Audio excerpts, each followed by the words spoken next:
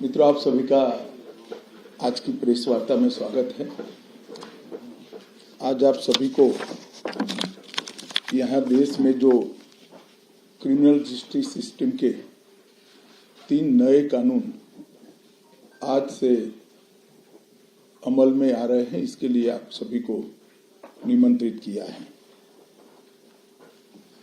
देश की जनता को सबसे पहले मैं बहुत बहुत बधाई देना चाहता हूं कि लगभग आजादी के 77 साल बाद आपराधिक न्याय प्रणाली, हमारी क्रिमिनल जस्टिस सिस्टम पूर्णतया स्वदेशी हो रही है और भारतीय इथोस के आधार पर ये चलेगी।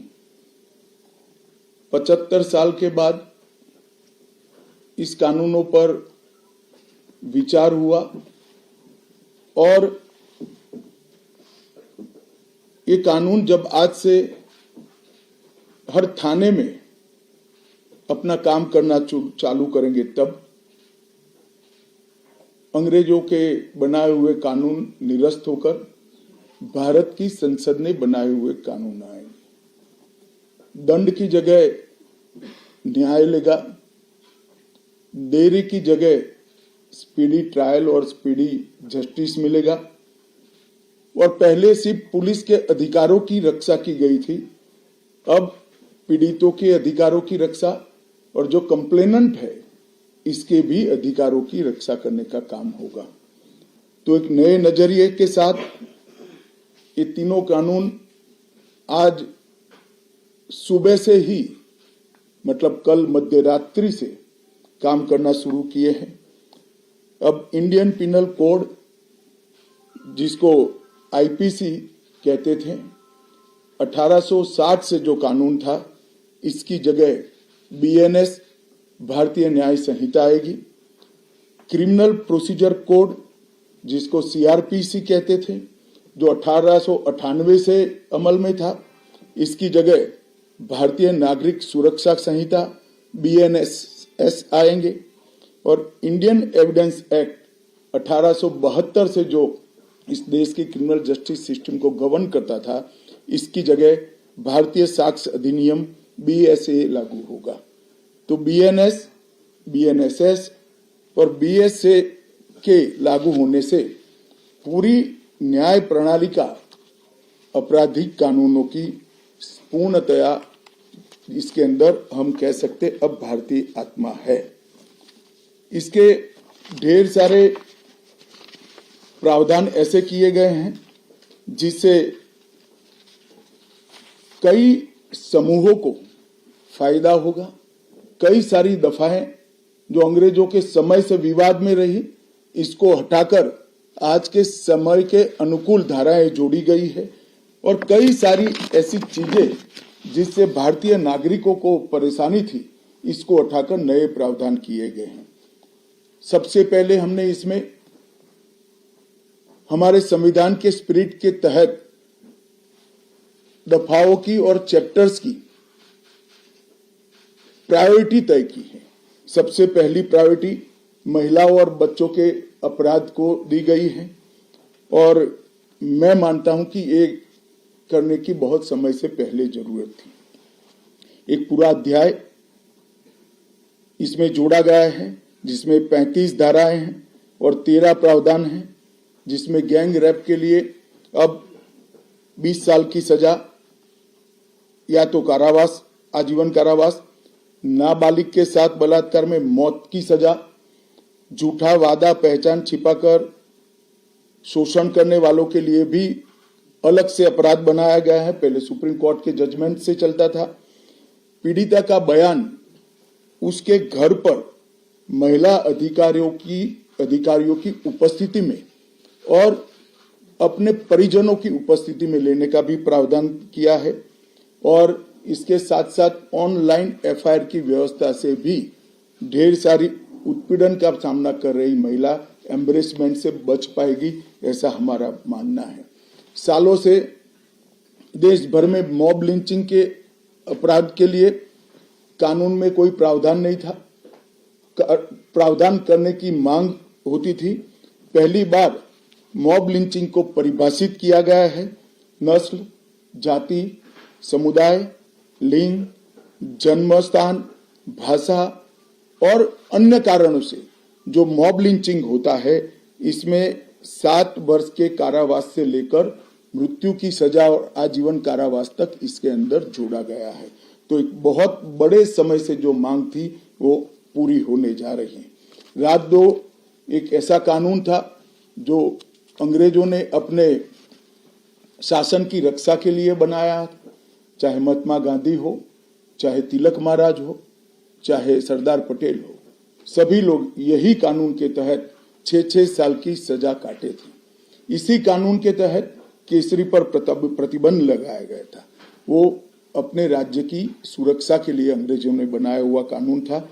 राजद्रोह को हमने जड़ से समाप्त कर दिया है और देश विरोधी हरकतों के लिए नई धारा लेकर आए हैं।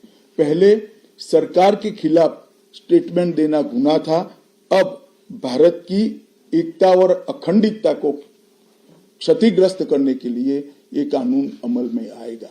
तो आजादी के इतने सालों के बाद ये कानून में बदलाव हुआ है, जो एक बहुत बड़ा परिचायक है हमारे संविधान के स्पिरिट का।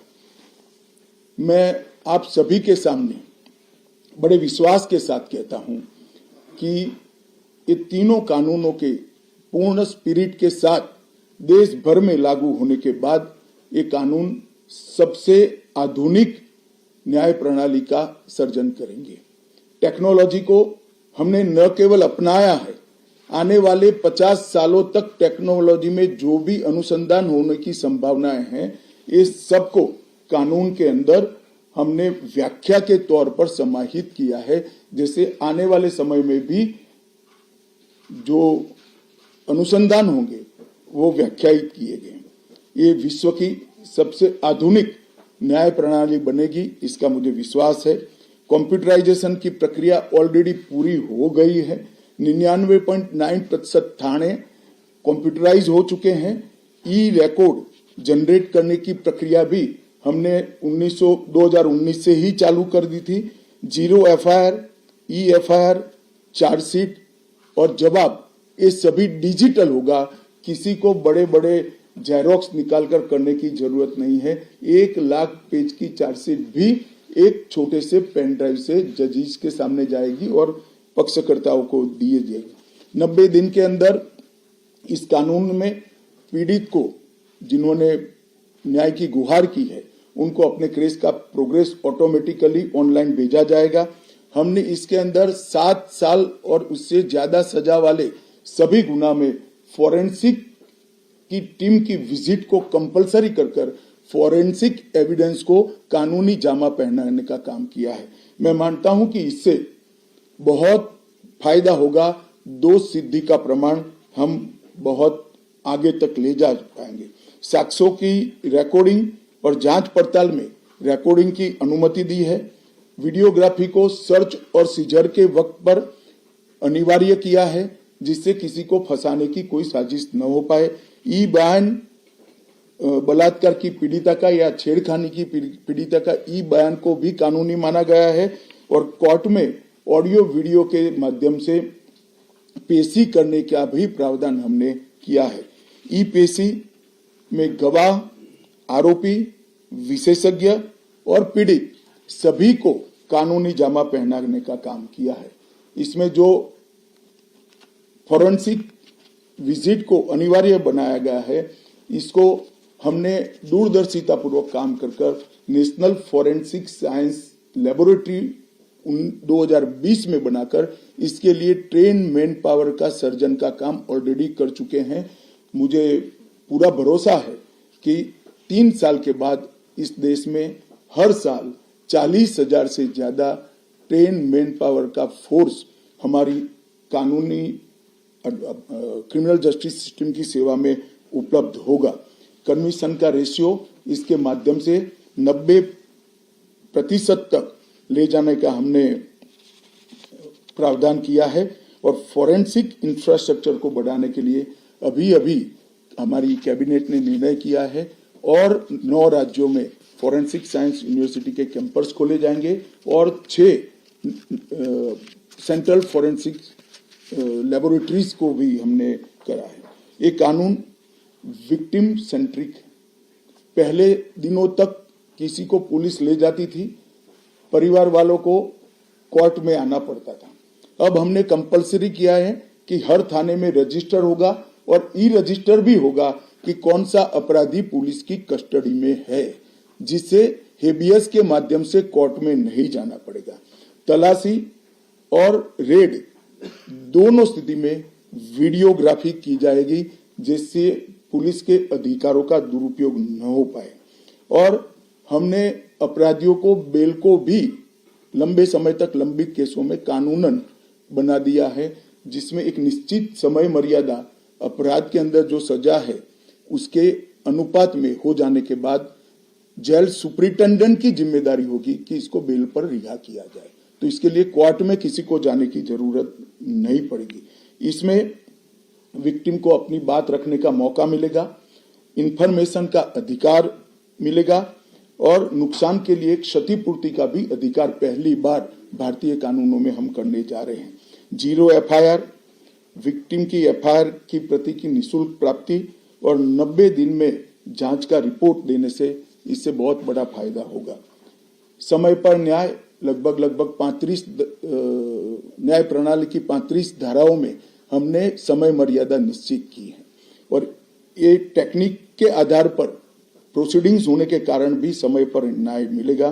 3 दिन में FIR दर्ज करनी है, 7 दिन के भीतर जांच रिपोर्ट पीड़िता के सार्वजनिक करनी है, 60 दिन के अंदर ही अपराध तय करने हैं और घोषित अपराधियों के खिलाफ 90 दिन के अंदर मुकदमा कायम करना है और आपराधिक मामलों में मुकदमे की सुनवाई के बाद ज्यादा से ज्यादा 45 दिन के अंदर जजमेंट की घोषणा करनी है। तो कई जगह पे हमने समय को कम कर बाध्य कर हमने जल्दी से न्याय मिल पाए इस दिशा में काम किया है। हमने 3 वर्ष से कम कारावास में 60 वर्ष से अधिक उम्र में के लोग जो है, इसमें पुलिस अधिकारी की पूर्व अनुमति अरेस्ट के लिए अनिवार्य करी है। गिरफ्तार व्यक्ति को 24 घंटे में मजिस्ट्रेट के सामने ले जाने का प्रावधान भी कानूनी बनाया है और 20 से ऐसी ज्यादा धाराएं हैं जिसमें पुलिस की जवाबदेही हमने सुनिश्चित करी है। पहली बार पी का भी हमने प्रावधान इसके अंदर किया है। साक्ष्यों के संबंध में भी टेक्नोलॉजी को हमने बढ़ावा दिया है। इलेक्ट्रॉनिक साक्ष्यों के प्रति विश्वसनीयता बढ़े, इसके लिए कानूनी प्रावधान कड़े किए हैं। सर्वर लॉग, स्थान संबंधी साक्ष्य और वॉइस मेल, ये सब की व्याख्याएं की गई है। अब न्याय प्रक्रिया संविधान की 8वीं अनुसूची में आने वाली सभी भाषाओं में काम करती हो जाएगी। हमारी स्थानीय भाषाओं के लिए बहुत बड़ा फैसला है। हमारा पूरा सॉफ्टवेयर जो बनेगा वो 8वीं अनुसूची में आने वाली सभी भाषाओं में बनेगा। कानून बनने के बाद संसद ने पारित करने के बाद तैयारी के लिए ढेर सारा प्रयास भारत सरकार के गृह मंत्रालय और हर राज्य के गृह मंत्रालय और जस्टिस मंत्रालय ने किया है। लगभग 22.5 लाख पुलिस कर्मियों की ट्रेनिंग के लिए 12,000 मास्टर ट्रेनर्स बना दिए गए। कई इंस्टीट्यूशन को अधिकृत किया गया और 23,992 मास्टर ट्रेनर अब तक ट्रेन हो चुके हैं। जुडिशरी में 21,000 सबऑर्डिनेट जुडिशरी का ट्रेनिंग हो चुका है और इसके लिए भी आगे पर मास्टर ट्रेनर्स की कई बैच स्थानीय भाषाओं में तैयार हो गई है। 20,000 पब्लिक प्रोसिक्यूटर्स को ट्रेन किया गया है और लगभग हर प्रोसिक्यूटर को एक ऐप दे दिया गया है और नए कानून छापे हुए दिए गए हैं कि पुरानी धारा कौन सी थी, नई धारा कौन सी है। प्रिजन के 51,224 कर्मचारियों का ट्रेनिंग हुआ है और फॉरेंसिक के 4,000 कर्मचारियों का ट्रेनिंग हुआ है। कुल मिलाकर ट्रेनिंग की संख्या पुलिस में 6 लाख, प्रोसिक्यूशन में 4,000, जुडिशरी में लगभग 20,000, फॉरेंसिक में भी 4,000 और प्रिजन में 10,868 मास्टर ट्रेनर अभी काम कर रहे हैं। मित्रों, ये संहिता के लिए कुछ विपक्ष के मित्र अलग अलग बातें मीडिया के सामने रख रहे हैं कि अभी ट्रेनिंग नहीं हुई है, चर्चा नहीं हुई है। मैं आप सभी को बताना चाहता हूं कि लोकसभा में कुल मिलाकर 9 घंटा और 29 मिनट चर्चा हुई है। 34 सदस्यों ने इसके अंदर पार्टिसिपेट किया है। राज्यसभा में 6 घंटा और 70 मिनट चर्चा हुई, 40 सदस्यों ने पार्टिसिपेट किया है। एक ये भी झूठ चलाया जा रहा है कि सबको बाल निकालने के बाद ये बिल लाया गया। बिल बिजनेस एडवाइजरी कमेटी में पहले से निश्चित था। मेरा ये स्पष्ट मानना है कि 14 तारीख से ही विपक्ष ने सदन का बहिष्कार करने जैसी हरकतें करी थी और शायद वो हिस्सा लेना नहीं चाहते थे। और दोनों सदनों में 14 तारीख में लोकसभा में 96 और राज्यसभा में 46 सदस्यों ने ऐसी हरकतें की जिससे पीठासीन अधिकारी उनको बाहर करने के लिए मजबूर हो जाए। फिर भी एक ऑप्शन था। ये बहुत बड़ा दूरगामी परिणाम लाने वाला कानून था। वो एक कानून के लिए स्पेशल अंदर आकर चर्चा में अपना मत रख सकते थे। इसके पहले भी मैंने 2020 में सभी सांसदों को पत्र लिखकर उनके सुझाव मांगे थे। सभी मुख्यमंत्रियों को पत्र लिखकर उनके सुझाव मांगे थे।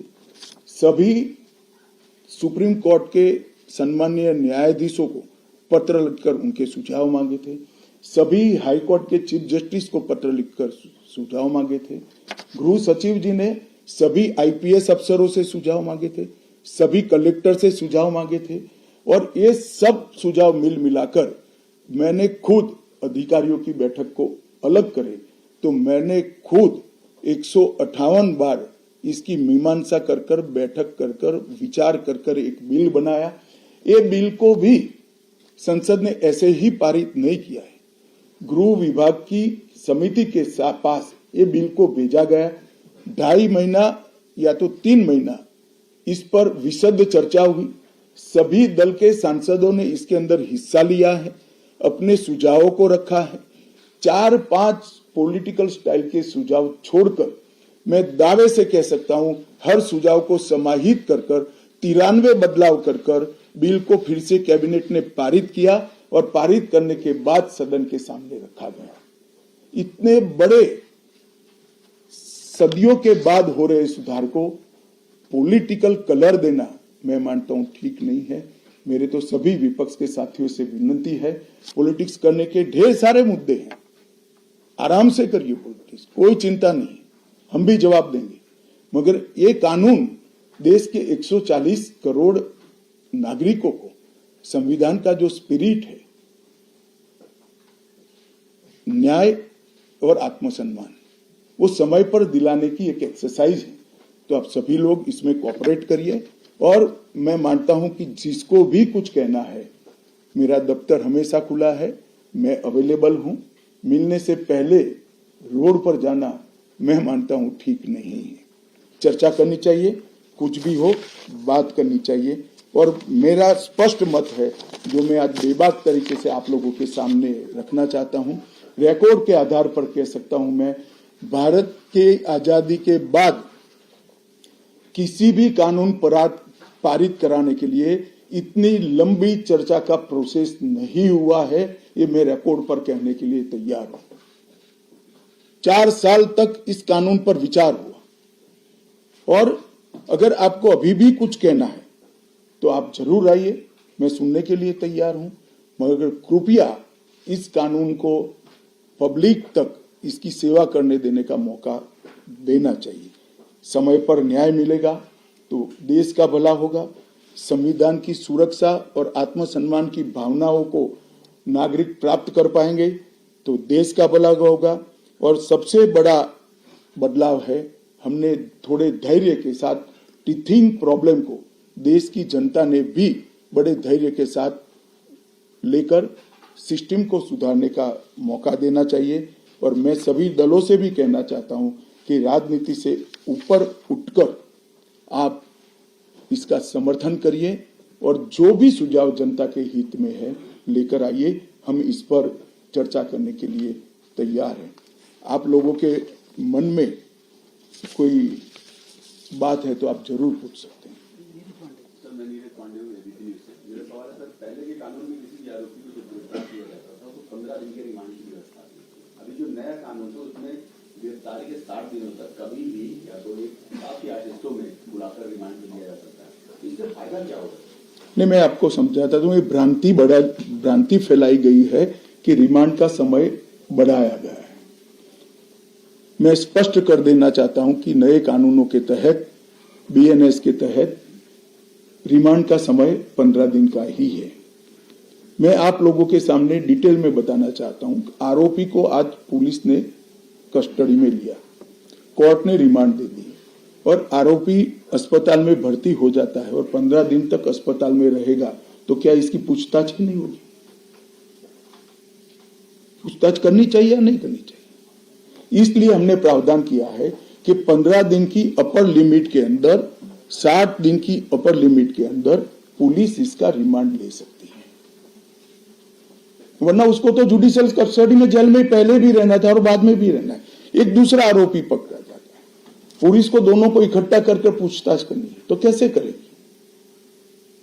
तो 15 दिन की लिमिट को हमने नहीं बढ़ाया है। रिमांड 15 दिन की ही होगी। 60 दिन के भीतर एक या दो टुकड़ों में आप 15 दिन की रिमांड ले सकते हैं। भ्रांति फैलाई जा रही है कि रिमांड का पीरियड बढ़ाया गया है।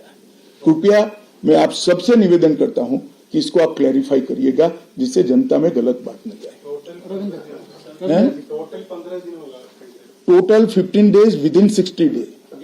भी उठाया जाएगा, वो जानबूझकर उठा रहे हैं। मैं मानता हूं उन्होंने तो पढ़ा होगा कानून। सर, ये आज से ये कानून लागू हुआ, लेकिन सबसे पहला जो मामला एफआईआर हुआ दिल्ली में देखे तो स्ट्रीट वेंडर के खिलाफ कर दिया है। ये झूठ है, ये झूठ है। सबसे पहला मामला अब तक के रिकॉर्ड के हिसाब से ग्वालियर के पुलिस थाने में हुआ है और चोरी का है। किसी की मोटरसाइकिल चोरी कर ली गई 1,80,000 की वैल्यू की। इसका मामला 12:10 पर रजिस्टर हुआ है। पहला मामला नहीं है। और जो वेंडर के खिलाफ मामला रजिस्टर हुआ, इसका प्रावधान पहले भी था, ये नया प्रावधान नहीं है। पुलिस ने इसका रिव्यू का प्रोविजन का उपयोग कर वो मामले को खारिज कर दिया। एक आपने तो ये कहा है कि जितने भी लॉज बन रहे हैं शेड्यूल 8 की लैंग्वेजेस में मौजूद होंगे, पर तमिलनाडु की जो रूलिंग पार्टी है डीएमके, उनको अपोजिशन और कुछ और पार्टीज का भी नाम हिंदी में क्यों है, जब पूरे देश में एप्लीकेबल हो? देखिए, मैं अलग बात कहना चाहता हूँ। एक तो पूरा कानून तमिल में उपलब्ध कराया जाएगा। एक बात समझिए, प्रोसीडिंग तमिल में होंगी। अगर नाम के लिए भी आपके मन में कोई विरोध है तो मिलकर करना चाहिए। मुख्यमंत्री जी, सांसद, मुझे तो कोई ने ना किसी ने मिलने का समय मांगा है ना कोई मिलने आया है। फिर भी मैं सभी से अपील करता हूं कि जो कुछ भी आपकी ग्रीवेंसीज हैं, या तो ऐसा लगता है कि ये धाराएं जनता की सेवा ठीक से नहीं कर पाएगी, इसको लेकर मुझे मिलिए। कानूनों का बहिष्कार ये रास्ता नहीं है। पॉलिटिक्स करने के ढेर सारे रास्ते हैं। पायल मेहता सर, आपने ये बिल इंट्रोड्यूस किया, उसके बाद ये होम कमेटी में गया, वहाँ पे भी विस्तृत चर्चा हुई, पर विपक्ष में कभी भी जो कुछ नेता है, जो वकील है, वो कह रहे कि इसको सिलेक्ट कमेटी या स्टैंडिंग कमेटी में क्यों नहीं भेजा? इतनी हड़बड़ी क्या थी इस बिल को? नहीं, भेजा ही था। गृह विभाग की संसद की कमेटी में भेजा था, जिसमें श्री चिदम्बरम खुद थे और सबसे ज्यादा हिस्सा लेने वाले सदस्यों में चिदम्बरम साहब थे। और कांग्रेस पार्टी ने पहले चिदम्बरम जी नहीं थे तो उसको रखा स्पेशली। स्पीकर ने अनुमति भी दी कि ठीक है भाई, इनका अनुभव है, लॉयर है, तो असिस्ट करेंगे कमेटी को। स्टैंडिंग कमेटी में नहीं भेजा, सिलेक्ट कमेटी। क्या फर्क पड़ता है? स्टैंडिंग कमेटी, इसमें भी प्रो रेटा मेंबर है, सभी दलों के सदस्य थे। चलो पीयूष, वहां तक से बड़ा आरोप लगाया जा रहा है विपक्ष के द्वारा कि सभी कानून ड्रैकोनियन है, और दूसरा ये कि ये कानून के माध्यम से सरकार जो है हिंदुस्तान को एक पुलिस स्टेट में कन्वर्ट करना चाहती है। देखिए, मैंने आज आपको एक नोट भी गृह विभाग के माध्यम से अधिकृत नोट दिया जाएगा, जो मेरा आप सभी से निवेदन है कि इसको आप कृपया आप सबके अखबार और टीवी चैनल्स के अंदर जनता के लिए रखें। ड्रैकोनियन कानून तो वो थे जिसको हटाया गया है। ये कानून तो भारत की संसद ने और भारत की न्याय प्रणाली को आधुनिक बनाने वाले हैं, जिसमें पीड़ितों के अधिकार की रक्षा की गई। आप मुझे बताइए, पहले दिनों तक कस्टडी में रखने के बाद कोई परिजनों को जवाब नहीं देता था, हेबियस कर सुप्रीम कोर्ट या हाई कोर्ट में आते थे। हमने प्रावधान करा कि ऊपर एक रजिस्टर रखना पड़ेगा कि मेरी कस्टडी में फला फला व्यक्ति है। इससे पुलिस राज बढ़ेगा या कम होगा। कई सारी कोर्ट में फरियाद आती थी, सच झूठ तो कोर्ट को तय करना होता है, मगर कंप्लेंट्स आती थी कि पुलिस ने ये मेरे घर में रख दिया और मुझ पर आरोप लगा दिया। उस वक्त वीडियोग्राफी करना ये पुलिस राज को बढ़ावा देगा या कम करेगा? 24 घंटे में अपराधी को न्यायाधीश के सामने ले जाना ये पुलिस राज को कम करेगा या बढ़ाएगा? गिने चुने पुराने दकियानुसी कुछ शब्द और कुछ वाक्य कानून को पढ़े बगैर जनता में डालकर गलत फहमी करने का प्रयास करें। मेरी सभी से विनती है, कृपया ऐसा मत करें। प्रशांत जी, न्यूज़ 24 सर, मेरा सवाल ये है कि आप जो कंप्लेनेंट FIR लॉन्च करें, एंड रिजल्ट में उसको जो रिलीफ चाहिए, लंबी लड़ाई होती है, उसके नीचे जो काम करने वाला सिस्टम का ढांचा तो वही है, उसको कैसे उस पर रिलीफ? ऐसा नहीं है, सिस्टम के ढांचे पर कोई समय मर्यादा तय नहीं थी। अब पुलिस से लेकर जुडिशरी तक सबकी समय मर्यादा तय हुई है और टेक्नोलॉजी का हम उपयोग कर रहे हैं। आप बेंगलुरु गए हो, आपका गवाही का दिन है तो बेंगलुरु से आप गवाही दे सकते हो, कोर्ट में जाने की जरूरत नहीं है। मगर ये पूरी प्रक्रिया को अप्लाई होते होते, टेक्नोलॉजिकल अपग्रेडेशन और सारे होते होते 3 या 4 साल लगेंगे। मैं आपको और आपके माध्यम से देश की जनता को विश्वास दिलाना चाहता हूं कि ये कानूनों के पूर्ण इम्प्लीमेंटेशन के बाद किसी भी FIR का सुप्रीम कोर्ट तक 3 साल के अंदर न्याय मिलने की प्रक्रिया पूरी हो जाएगी। और मैं सोच समझ कर कह रहा हूं इसको। जी, मैं रविकांत हूँ, टाइम्स ऑफ भारत से। सर, तीनों कानून लागू हो गए, इम्प्लीमेंट हो गए हैं, तो आपको क्या लगता है कि ये ऑपोजिशन जानबूझकर किस तथ्यों के आधार पर विरोध करे या सिर्फ राजनीति के लिए मामला उठाया जा रहा है? देखिए, मैं इस पर टिप्पणी नहीं करना चाहता। मैं आप सबके माध्यम से अपील करना चाहता हूं कि जिसको भी मिलना है मैं तैयार हूं, हम मिलेंगे भी और समीक्षा भी करेंगे, और इसमें कृपया राजनीति नहीं करनी चाहिए। हमें जी एक जो कंसर्न आ रहा था विपक्ष की तरफ से वो ये था कि पेंडेंसी ऑफ केसेस और 2 पैरेलल क्रिमिनल जस्टिस सिस्टम होंगे, क्योंकि जो पुराने वाले केसेस रजिस्टर हुए हैं वो पुराने केसेस की तरह चलेंगे और जो नए वाले हैं वो नए की तरह। देखिए, जहां तक पेंडेंसी ऑफ केसेस का सवाल है, इस देश में सबसे ज्यादा शासन करने वाली पार्टी कांग्रेस है, तो वो हम पर नहीं मर सकते। पेंडेंसी ऑफ केसेस को कम करने के लिए ही ये कानून लाए। और मैं स्पष्टता कर दूं, पुराने और नए कानून के लिए गुनाह की तिथि 1/7/2024 के पहले की होगी। इसमें पुराने कानून के तहत प्रक्रिया चलेगी और 1/7/2024 के बाद होने वाले हर गुनाह को ये तीनों नए कानूनों के हिसाब से चलाया जाएगा। इसमें कोई कंफ्यूजन नहीं। सर, ये आपने बोला कि तमिलनाडु के MPs को अगर नाम से कोई ऑब्जेक्शन है तो वो आके मुझसे मिले, तो क्या अगर वो आपसे मिलेंगे तो क्या इस government open to their suggestion? भैया, मिलने तो दो, वो क्या लेकर आएंगे बताएंगे। तुम यहाँ कहाँ निर्णय करा रहे हो? सर, मैं यकीन हूँ न्यूज़ 18 इंडिया से विपक्षी दल कह रहे हैं कि वो जहाँ जहाँ उनकी सरकार है वो इस कानून के खिलाफ अपनी विधानसभा में प्रस्ताव पारित करेंगे और राष्ट्रपति तक सुप्रीम कोर्ट में मामला ले जाएंगे। चलो, ये तो लोकतांत्रिक प्रक्रिया है, सबको अपना अपना अधिकार है। सर, आप कोई सर, इसमें एक जो बात कही जा रही है कि टेक्नोलॉजी का इस्तेमाल होगा और हर थाने तक उनको टेक्नोलॉजी दिया जाएगा, लेकिन अभी भी सब थानों में ये पहुंचा नहीं है, तो कैसे? देखिए, जहां तक थानों का सवाल है, हम 4 साल से काम कर रहे हैं, पूर्णतया नहीं पहुंचाऊंगा, मैं इस बात को स्वीकार करता हूं। इसीलिए इस कानून में हमने प्रोविजन रखा है कि एक थाना कंप्लीट होता है तो उसको आप नोटिफाइड कर सकते हो, एक कोर्ट कंप्लीट हो जाए तो इसको, फिर पूरी तहसील, फिर पूरा डिस्ट्रिक्ट और फिर पूरा स्टेट, कई सारे स्टेज में इसकी न्यायिक प्रक्रिया को नोटिफाइड करना है। जहां तक BNS का सवाल है, भारतीय न्याय संहिता का सवाल है, दफाई लगाने का सवाल है, ये पूरे देश में लागू हो जाए। FIR के 3 साल के अंदर FIR दर्ज होने के 3 साल के अंदर सुप्रीम कोर्ट में न्याय मिल जाएगा, वो नहीं जाती। वो क्लियरिटी मैं आप सभी के माध्यम से देश की जनता को विश्वास दिलाना चाहता हूं कि इस कानून के संपूर्ण इम्प्लीमेंटेशन के बाद और कुछ तकनीकी तैयारियां करनी है, ये तकनीकी तैयारियां होकर थाना और कोर्ट नोटिफाइड होने के बाद किसी भी न्याय मांगने वाले व्यक्ति को एफआईआर की डेट से 3 साल के अंदर सुप्रीम कोर्ट तक न्याय मिल जाएगा, इसका मुझे भरोसा है और कानूनों में इस प्रकार का हमने प्रावधान किया है। सर मैं दैनिक भास्कर से हूँ मुकेश। एग्जीक्यूशन होने में कितना समय लग जाएगा? देखिए, मैं मानता हूं कि हम 15 अगस्त के पहले सारे यूटी में इसको कंप्लीट कर देंगे। यूटी में दिल्ली भी आता है और उसके बाद हर जिला एक एक तैयार होता जाएगा, वो होता है। इम्प्लीमेंटेशन आप पहले समझ लीजिए, बीएनएस और बीएनएसएस, इसके लिए इम्प्लीमेंटेशन में कुछ तैयारी की जरूरत नहीं है। जहां तक बीएसए, भारतीय साक्ष्य अधिनियम है, इसके लिए कोर्ट में काफी सारी तैयारी करनी है, मगर 2020 से ही सुप्रीम कोर्ट के साथ चर्चा कर सुप्रीम कोर्ट मॉडर्नाइजेशन का एक बड़ा प्रोग्राम ली है और वहां पर भी काफी सारा काम हो चुका है, सॉफ्टवेयर भी तैयार हो चुके हैं।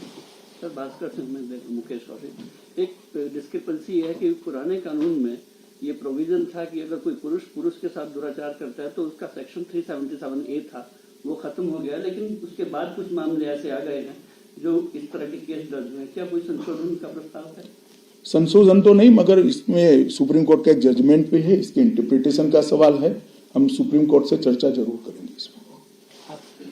सर ये आपने जो कहा कि तमिलनाडु के एमपीज आकर मिल सकते हैं आपसे, कुछ ऑल पार्टी ऐसी मीटिंग भी हो सकती है अगर कोई बुलाने का आपका? ऑलरेडी हो चुकी है, ऑल पार्टी कमेटी में होती ही है। और आपको सबसे पहले बड़ी संशय लगता है, आप मिल जाओ मुझे अकेले।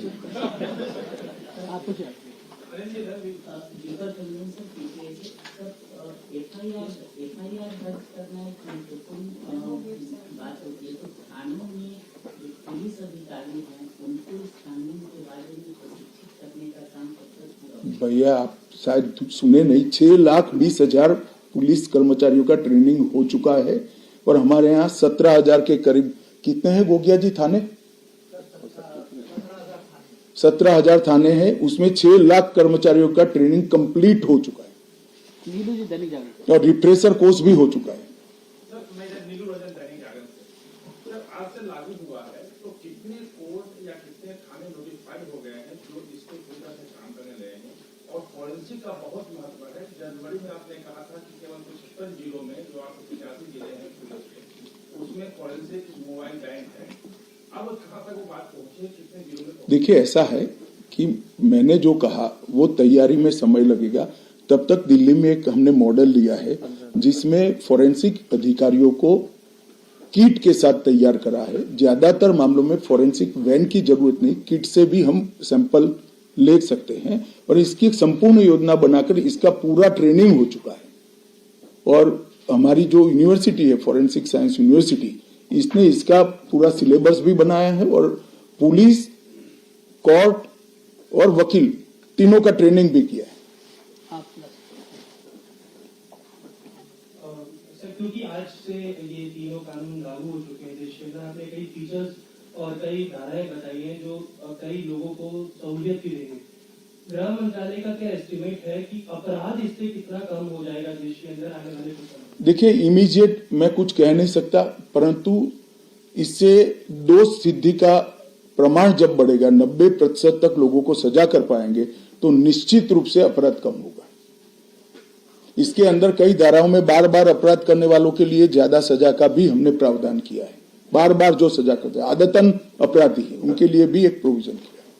सर ये जो डेटा पुलिस वाले रिकॉर्ड करेंगे, ऑडियो वीडियो रिकॉर्डिंग, वो स्टोर कहाँ पे करेंगे? उसकी जो सैंक्टिटी है वो कैसे? तो ये तो लिखित की भी कैसे सैंक्टिटी होगी?